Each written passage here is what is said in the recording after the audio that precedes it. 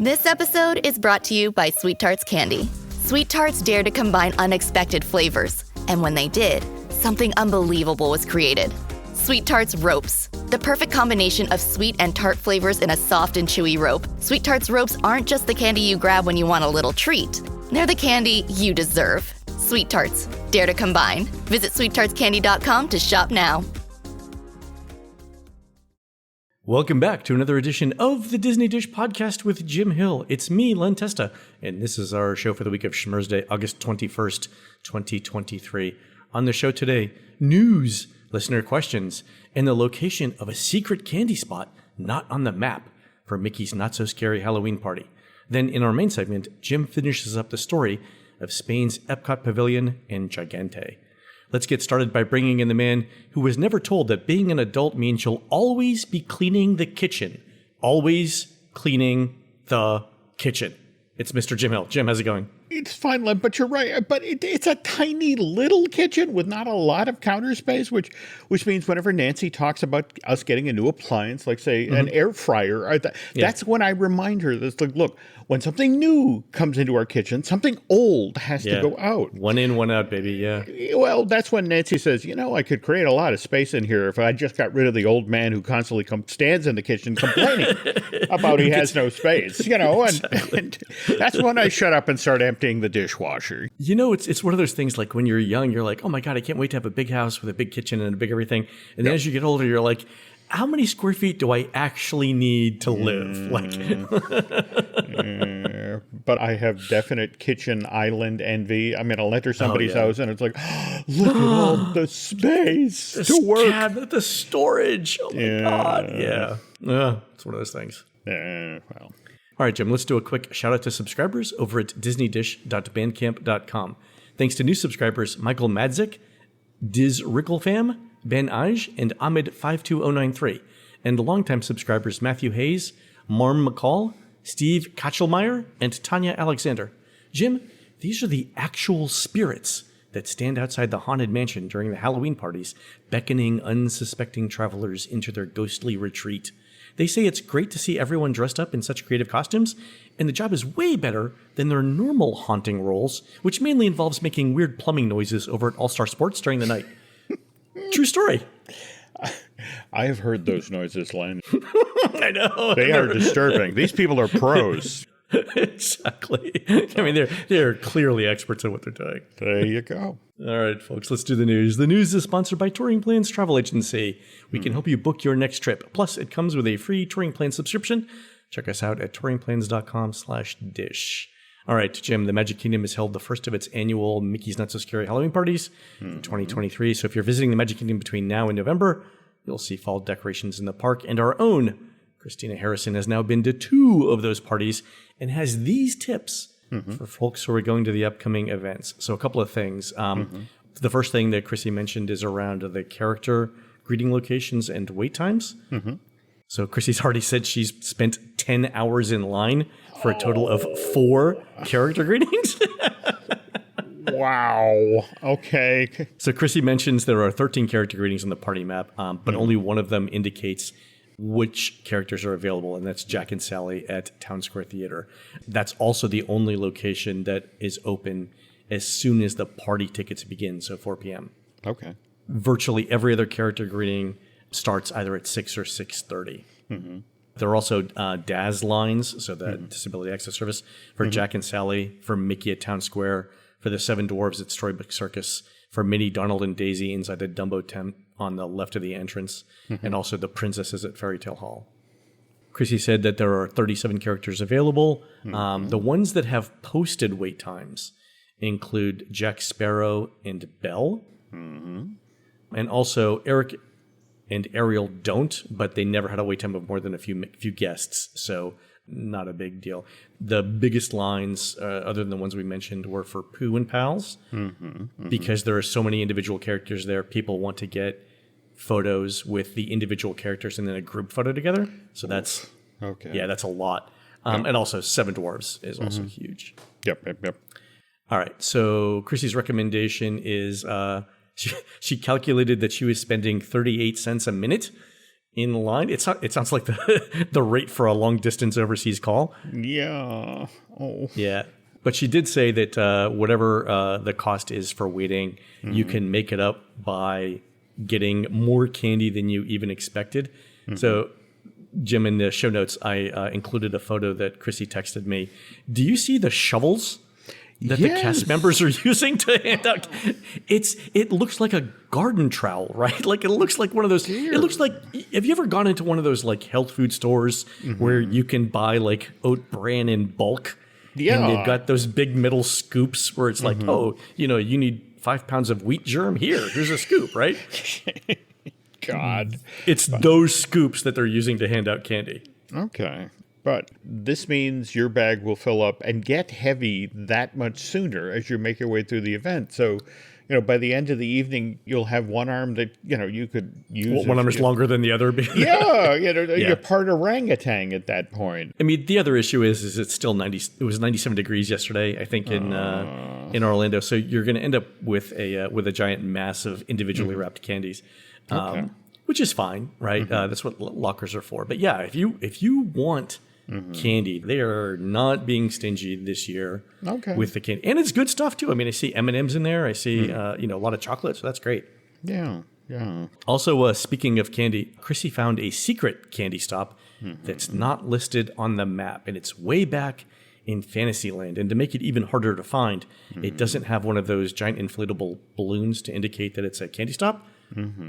So you really have to know where to look. But it's at the back of Storybook Circus, and it's sponsored by Kind Snacks. So you can get some slightly healthier snacks from them. Yeah. Okay. Well, the irony is you have to walk that much further for the healthy snacks, but Exactly. Okay. You know what? You're gonna be back there. All right. A couple of other news items. Reservations are now available starting August 28th for the new sushi restaurant in Japan. That's Shikisai. It's open noon to 9 p.m. with lunch until 4 p.m. and then dinner after that. So I'm actually going in a couple of weeks, and I will report back on that. Can't wait. Okay. Also, next week, August 30th, Disney is going to provide more details on the newest ship in its fleet, the Disney Treasure. My sense is it's going to be a lot like the Wish, but we'll see. Disney hasn't announced sailings for this yet, for the Treasure, but I'm expecting summer or fall of 2024. Makes sense. Okay. And speaking of openings, Disney confirmed last week that it's on track for a late 2023 opening of Journey of Water, inspired by Moana. I believe it's doing cast member testing right now, but I would not expect... Yeah, I wouldn't expect this to open until after October 1st. Wow, that is a very long test and adjust. That's kind of a surprise. I mean, I think it's financial stuff, and they need something to announce in the new fiscal year. So, just like we saw with Remy, just like we saw with Guardians, stuff is going to be delayed to fit into the financial schedule. Okay, I get it. All right. We've got one interesting survey in this week. It's from our friend Jeff, who got it actually from Shop Disney. And I mentioned that it's from Shop Disney because once I read to you the questions, we're going to start asking why Shop Disney cares. The first question is this. Generally speaking, do you think of yourself as a Democrat, a Republican, an independent, something else, or I prefer not to answer? And then second question, thinking about politics these days, how would you describe your political viewpoint? And it ranges from very conservative all the way to very liberal, and then I don't know and prefer not to answer.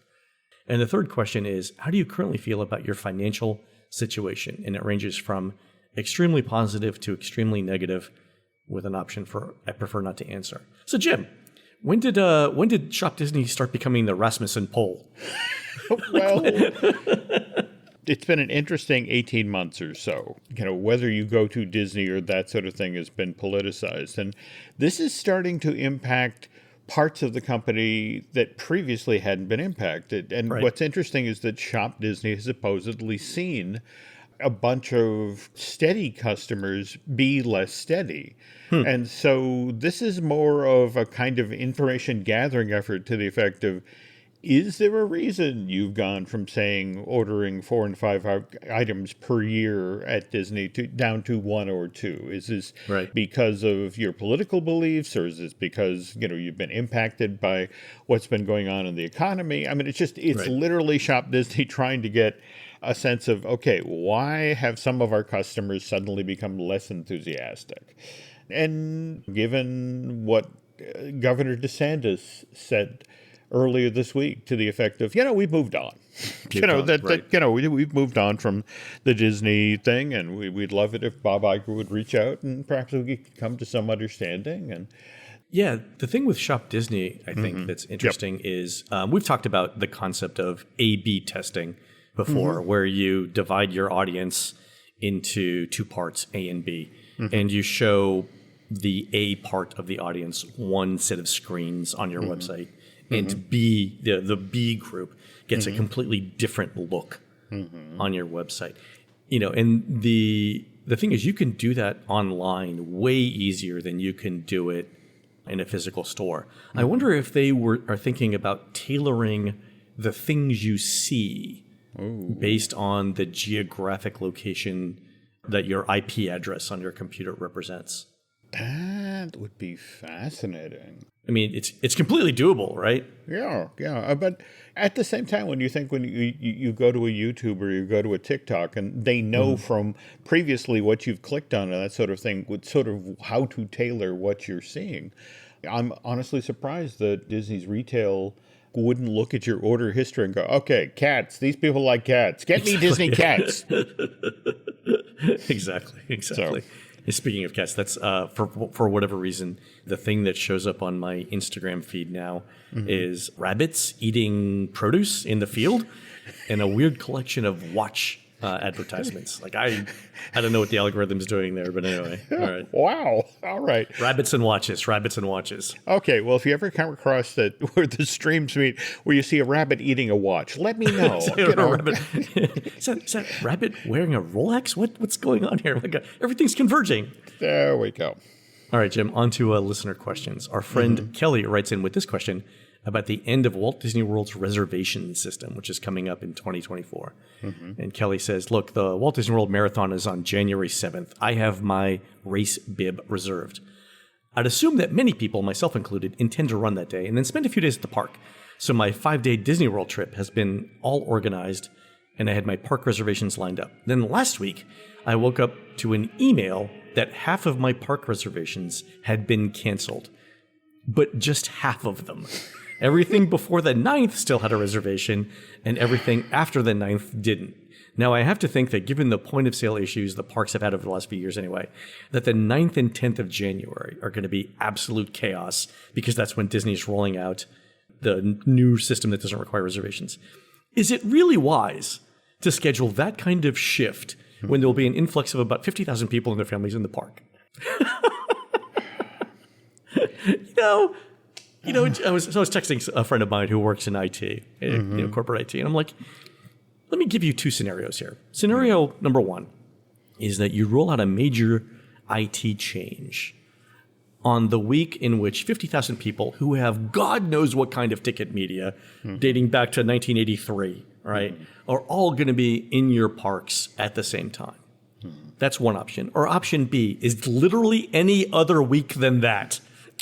Which would you pick for rolling this out?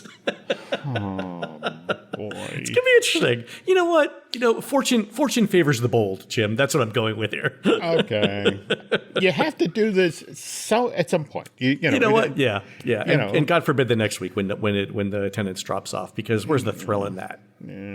But wow. I mean, it's at moments like this where it's like, literally, does one arm of Disney talk to the other arm? That's how Kelly ended the email. Like, does the left hand of Disney know what the right hand is doing? We'll see. Again, fortune favors the bold, Jim. Okay. Well, Kelly, let us know what happens, please. Okay. Exactly. All right. Many listeners wrote in to help with my question last week about why 0.5 kilogram or 1 pound seems to be the most common package size for ground beef. So thanks to Dr. Peter Luce, John Thompson, and Dave D'Arezzo for writing in. So Peter writes in and says, in most European cookbooks, the basic unit or amount of ground beef is around 500 grams, which is 150 grams each for 2 adults and then 100 grams for kids. That explains the amount and why no one is changing it. And moreover, the overall portion size of a meal is much smaller over here in Europe, and the average household doesn't need that much meat. Okay. And then Dave, who has experience as a butcher, wrote in and says, most ground beef sold in supermarkets is made in a central location in very sterile conditions. Then it's trade and often even priced before sending out to stores. That's because few retailers these days actually have the knives in the back and the people to cut meat. It's expensive to have, small meat processing plants in the back rooms of grocery stores, and for cost reasons, most people don't do it. Wow, I did not know that. Oh, okay. Also, Dave added this little nugget, which again, this is not theme park related, but we try and educate people on how the world works, right? So Dave sent out this. Red trays are used for pork, blue for seafood, yellow for chicken, and white for specific cuts of meat. We've learned something today. We have. Okay. Also, John wrote in to add that the main reason eggs in the United States need to be refrigerated is that there's a protective coating on the eggs that's washed off in the United States. Most countries don't wash their eggs. And also, if you're like us, and here he means John and I, you get eggs from a small farm. They don't do it. So I actually get my eggs directly from a small farmer at a farmer's market, and those eggs aren't washed. Oh, okay. Yeah. Okay. Awesome. Yeah, we've learned something. We have. All right. Our friend Rory from the UK writes in with this question about Genie Plus. I'm running in to ask about lightning lanes. We had it during our day in Hollywood Studios. We used Genie Plus, but we didn't need it. However, there were a few standout attractions during our trip, like Navi River Journey, where the lightning lane to standby ratio was roughly 5-1 at the times while I was waiting. And this resulted in a standby wait being 100 minutes for Navi River Journey. Yeah. Okay. Do you see any improvement in the future for these ratios, or do you think demand for lightning lane slots will always stay high, so long as Genie Plus pricing stays at the level that it's at? And then Paul, another one of our listeners, wrote in with a related question, and he said, I was on Slinky Dog yesterday and noticed a sign taped to the lightning lane merge point that said phase capacity, and it had red, yellow, and green columns showing how many of each kind of guest should be admitted to the line. What is this? So, Paul, that is actually it's a little cheat sheet that cast members use. And what it says is, depending on how long the lightning lane line is, this is how many guests you're supposed to admit from one line before you admit another number of guests from the standby line. So, again, I think Jim, you've seen these before. These are like little laminated cards.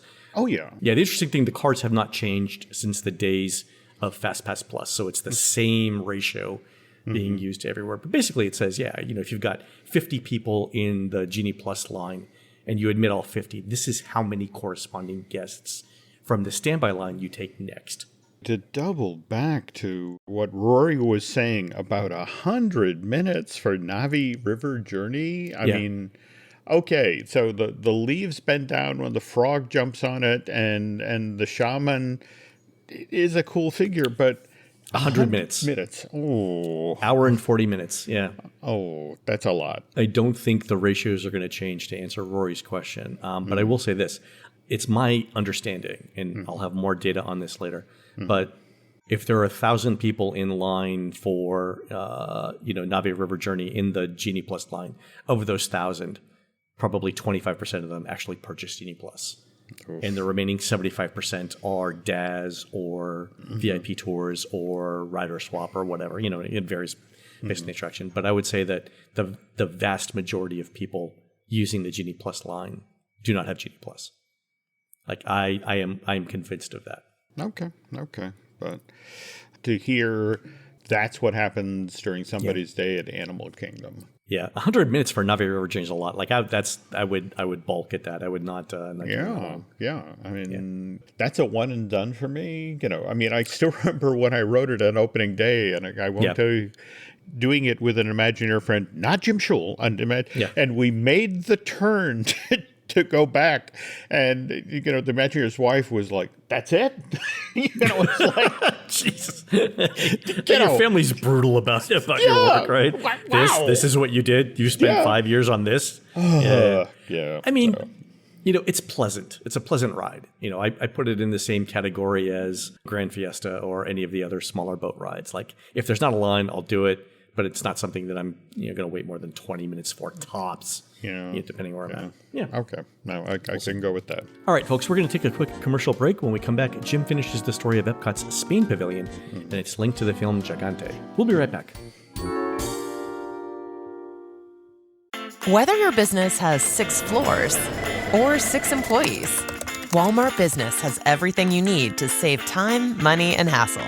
You can restock your break room with bulk ordering or bulk up your ordering team with shared payments. And you can get it all delivered straight to your business's door, whether that's on Wall Street or Main Street. Walmart Business. It's the Walmart you love, now for your business. Learn more at business.walmart.com. Do you want to squeeze even more magic into your next trip to the Walt Disney World Resort? Then be sure and swing by Disney Springs in Orlando, Florida to check out Drawn to Life Live on Stage. Drawn to Life, presented by Cirque du Soleil and Disney, is a family-friendly stage show that combines classic Disney animation with all of the mind-blowing exuberance, not to mention those high-flying stunts, Cirque du Soleil has long been acclaimed for. Picture this, in Drawn to Life, the stage at this Disney Springs theater is magically transformed into a massive animation disc. In this all-new show, you'll hear an original score that takes its inspiration from classic pieces of Disney music. You'll also see brand new animation clips from Disney artists that were specifically created for this live presentation. Guests of all ages are sure to enjoy this family-friendly show, which features stunning choreography, acrobatic performances, and inventive design. This creative collaboration between Cirque du Soleil and Disney is being presented on the west side of Disney Springs. This shopping, dining, and entertainment complex is open to anyone visiting Central Florida, and parking is free. Back to Drawn to Life now. For a limited time, now through September 22nd, get tickets to Drawn to Life, presented by Cirque du Soleil and Disney, starting at $59 plus taxes and fees. Performances of this live show are presented Wednesday through Saturday at 5:30 p.m. and 8 p.m., and on Sundays at 1:30 p.m. and 4 p.m. So the next time you're in Central Florida, don't miss out on your chance to see what happens when classic Disney animation combines with Cirque du Soleil's mind-blowing acrobatics. That's Drawn to Life, live on stage at Disney Springs in Lake Buena Vista, Florida. Set your imagination in motion. There's a saying that's long been attributed to American industrialist and philanthropist Andrew Carnegie, and it's that if you take care of your pennies, your dollars will take care of themselves, which is a 19th century way of saying it's really important to keep an eye on your spending. Mind you, this was far easier to do back in the days before credit cards, when we all paid cash for everything. Nowadays, you can suddenly find yourself in a financial hole, all because of a few online purchases that maybe you made a little too quick. This is why I love Rocket Money. Rocket Money is the personal finance app that allows you to eyeball all of your purchases in one place. It can recommend a custom budget based on your previous spending patterns. It can even send you notifications to let you know you're getting close to your personal spending limit. Better than that, if you find yourself in over your head financially when the end of the month rolls around, Rocket Money can even negotiate to lower your bills for you by up to 20%. All you have to do is take a picture of your bill, and Rocket Money takes care of the rest. I've talked previously on this podcast about how Rocket Money has helped me keep tabs on all those subscriptions I have. But it's this monitoring of expenses in real time, not to mention this negotiating to lower your bills option, that's now got me really excited about this personal finance app. So why not join the more than 3 million users who have taken advantage of Rocket Money and, in the process, saved themselves an average of $720 a year? Manage your money the easy way by going to rocketmoney.com/DisneyDish. That's rocketmoney.com/DisneyDish. One more time for those of you who are lucky enough to have a Carnegie Library in your hometown. rocketmoney.com/DisneyDish. We thank them for sponsoring today's show.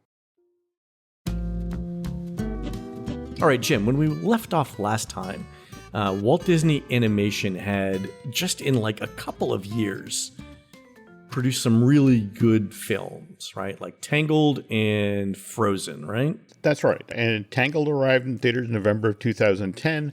And as we mentioned on last week's show, did double the business that Princess and the Frog had done the year previous. Then if we jump ahead to summer of 2013, Frozen is still a few months out from being released, but the thinking in-house is that this Chris Buck, Jennifer Lee movie is good. And, the hope is that Frozen will at least do as well at the box office as Tangled did 3 years early, and it pulled in $592 million worldwide. No one at the company had a clue that Frozen was about to become this worldwide phenomenon, that it would do double the business that Tangled did globally, pulling in $1.2 billion. So the old saying is, good things come in threes. And back in the late 1980s, early 1990s, Walt Disney Animation Studios had this amazing run at the box office where 3 animated musicals based on fairy tales did huge business. We had Mermaid in November of 89, Beauty and the Beast, November of 91, and then finally Aladdin in November of 92. And those were all hand-drawn movies. And John Lasseter, who'd become the head of Walt Disney Animation Studios, he became the lead creative when Disney bought Pixar in January of 2006 for $7.4 billion. All right, so John was anxious to try for the trifecta again, only this time around to have a trio of CG fairy tales. Okay, computer-generated animation instead of hand-drawn. There you go. And honestly, there was no arm of the company that was more excited, more anxious for John Lasseter to succeed in this situation than Imagineering. They remembered what happened when Mermaid, Beast, and Aladdin all arrived in the same roughly 4-year window of time. All of the attractions that were developed for the parks, it really put gas in the tank. Oh, yeah. Remember, Imagineering was even considering putting Aladdin on a boat. Right? Oh, yeah. The SS Disney, right? Yeah. All right. So when Nathan Grano, the co-director of Tangled, goes to Lasseter in late 2011, early 2012, and says, I have an idea for taking the old English fairy tale Jack and the Beanstalk and turning it into an animated musical. Lasseter's excited, definitely interested. Now, mind you, over at Warner Brothers, same exact window of time, they've got their own Jack and the Beanstalk movie going. And by the way, they put this into production because Disney's live-action Alice in Wonderland, that Tim Burton movie that came out in March of 2010, that made $1 billion worldwide, Len. Was that the one with Johnny Depp? That was the one with Johnny Depp. Is that the man made ahead $1 billion? That made $1 billion. Now, mind you, there are people in the film industry who flat out insist that Tim Burton's Alice in Wonderland made $1 billion in March of 2010 because James Cameron's Avatar came out in December of 2009. And remember, that was the first movie in years that had been done in 3D. And so, audiences saw that, said, I had a really good time. And what's the first 3D movie that comes along after that? But Tim Burton's Alice in Wonderland. So it's like, ooh. A little knock-on effect. Okay. Yeah. But the interesting thing is that going forward from there, then, Len, Avatar makes $2 billion at the box office. Tim Burton's Alice in Wonderland makes $1 billion. The very next film makes $500 million. It's a set of stairs. You see a pattern, right? Yeah. The 10th movie makes 8 cents. There we go. No, and that's after spending all that money to shoot the movie and then convert it into 3D. But all right, anyway. So Warner Brothers, they learned the hard way that, you made this movie, but you bring it to the box office by March of 2013. It cost $185 million to make, and it only makes $197 worldwide. So it's like, nobody showed. But this doesn't deter Disney from making their own Jack and the Beanstalk movie, which, by the way, at this point, in-house is just known as Giants. Yeah.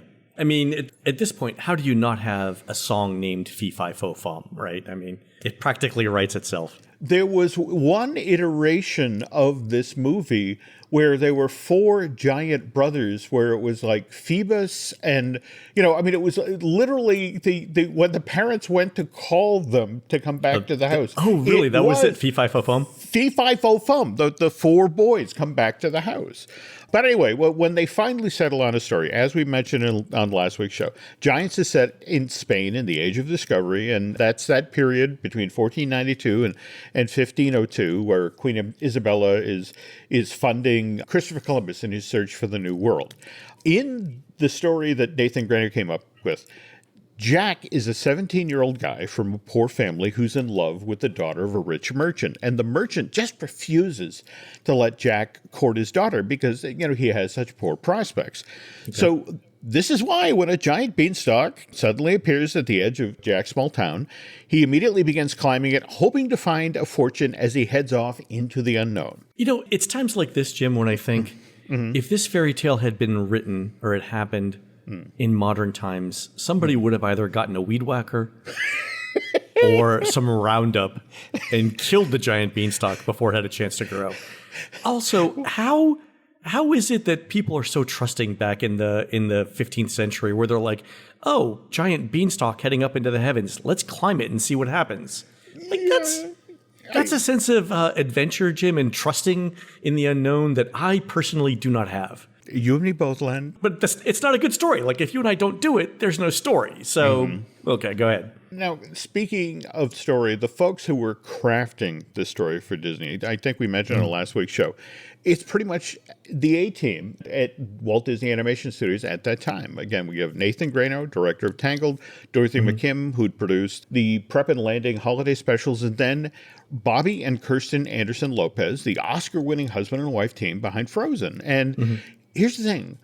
Bobby and Kirsten wrote a full set of songs for Gigantic. In fact, when the company finally revealed that this film was officially in the works at Walt Disney Animation Studios, this was done back in August of 2015 at that year's D23 Expo as part of the studio's presentation, the Lopezes actually stood on stage and performed a number from the film, which was called Funny Little Man. So remember, Disney wanted to make sure that the movie that they were making was as different as possible from what Bryan Singer had made with Jack the Giant Killer. So this is why when Disney's 17-year-old Jack climbs to the top of that beanstalk that you and I would never have gone anywhere near, Len, he encounters an 11-year-old girl called Emma. Now, mind you, Emma is 60 feet tall, and when she sees Jack, she thinks he's a toy. So this is why in the Funny Little Man song that Bobby and Kirsten wrote, there are lyrics that like this, that he's cutest when he's jumping on a sponge cake. He's funny when he runs across the floor.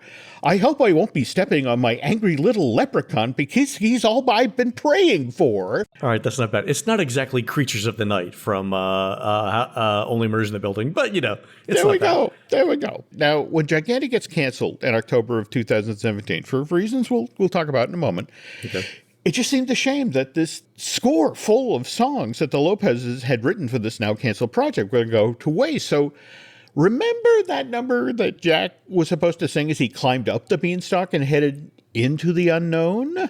That song was then repurposed for Frozen 2. Oh, well, there you go. Yeah, which was released to theaters in November of 2019, and that's where the big ballad that Idina Menzel sings in the first act of that film, Into the Unknown, comes from. But in the end, even with that all-star team, and again, with the hope that this is going to be the trifecta all over again. This is going to be the 1980s, 1990s run of 3 hit fairy tales in a row. Gigantic gets canceled. And the reason it does is they just can't figure out the film's third act. Yeah, that's the thing when you're talking about this, I'm like, is it a fish out of water story? Is it a buddy comedy? Like what? You've already mentioned 2 possible ways it could go, and I guess and what's especially fascinating, the villains of this film were the storm giants. And to further sort of muddy the water here, there was a backstory that there had been, up until this point, a centuries-long truce between the human world and the giant world. That, there would be no, the giants would stay up in the clouds, the humans would stay down on the ground. And Jack, in effect, with the beanstalk, has violated this treaty. And the storm giants are like, oh, well, now is our opportunity to go down to Earth. And then, okay, what do they do when they get there? And that was the problem. Now all of a sudden, it's War of the Worlds, right? It's yeah. Okay, And it's like, right. it's a lot happy. going on. Yeah, happy, fun musical. Yeah. So story gets bogged down. And over at WDI, they are hoping and praying. It's like, figure out what the third act of this movie is. Because this project is our get out of jail free card in regard to Epcot's long delayed Spain pavilion. One thing that really added pressure to this situation, Len, well, first of all, Remy's Ratatouille Adventure had opened at Walt Disney Studios in Paris back in July of 2014 and hit right out of the box. And so a lot of the other parks were like, ooh, I want a Remy.